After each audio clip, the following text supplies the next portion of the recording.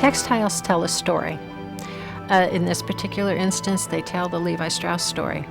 It shows how we have evolved as a company, as a manufacturer of textiles, how our society has changed. You saw this one, Miles? The company acquires historic garments from a number of different sources. They might come from collectors, or they might have been found in abandoned mines. We also find clothing at flea markets or buy items from consumers. Everything in the textile collection is kept in muslin, acid-free tissue in boxes, and then stored in a temperature-controlled environment. If an item needs preservation work, there are a number of steps we take to do this. This pair of waist overalls is a very recent acquisition, and we can date them as one of the very oldest pair of waist overalls in our collection. The reason we can say this is because of the various details. So we know these date probably to the 1870s. Because these waist overalls are a new acquisition, they definitely are in need of a bath. And that is the first step in any conservation project. And I am using just plain San Francisco tap water. Nothing has been added. And I just lay them in gently and wait for the water to be absorbed by the textile. Bits and pieces are coming off, and those are mostly just little pieces of thread, but they're in relatively good shape. Well, here obviously is some printing on the fabric that was used for the pocket bag. This garment's going to require several more baths until the water comes absolutely clean, and then it's just laid out and dried for several more days. Once it's completely dry, we will decide what kind of conservation the garment really needs to stabilize it, if it needs patches, if it just needs some very rudimentary stitches, and that's the second step in the process of conservation.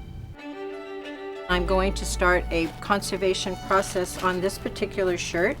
It dates to 1910. We acquired it from a bunkhouse in the Southern Sierras, a bunkhouse for miners. It was encrusted with literally years of grime and dirt from the mines. These are probably stains from candle wax, which is very, very common, especially in mines, because the miners wore a band across their head with a small stumpy candle, and as they worked, the candle wax would drip down on their clothing. Because there are several tears along the front of the shirt, what we want to do is stabilize the whole area and give it a foundation or lining.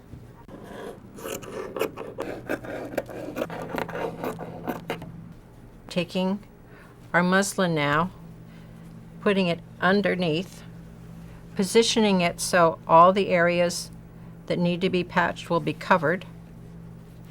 I use a white thread because it's a contrasting thread, and there's made no attempt to hide the patch, because you just want it to be as obvious as possible if anyone does want to remove any of this for further research, perhaps on the garment. And modern conservation techniques would be just to stabilize the garment. Don't make any attempt to hide a tear. So it gets wrapped up in its muslin and goes back into the acid-free box.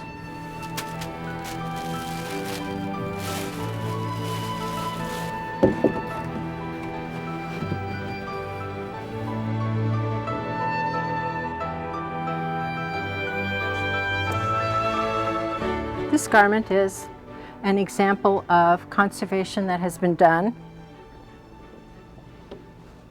on a waist overall. It's called the Nevada. It had quite a few tears and rips, and we had to do some conservation on it. It had already been laundered somewhere along the way, so it didn't have to be dipped or bathed. We closed up the crotch, and again, you can see simple contrasting stitches, easy to remove, but no other attempts have been made to prettify the garment, just to stabilize it.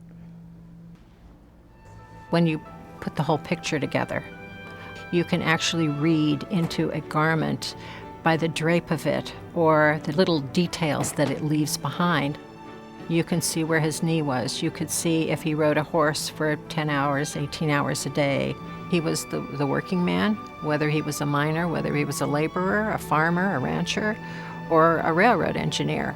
These garments that we have here all tell a story. They belong to somebody in a particular time that's far, far away from what we see today.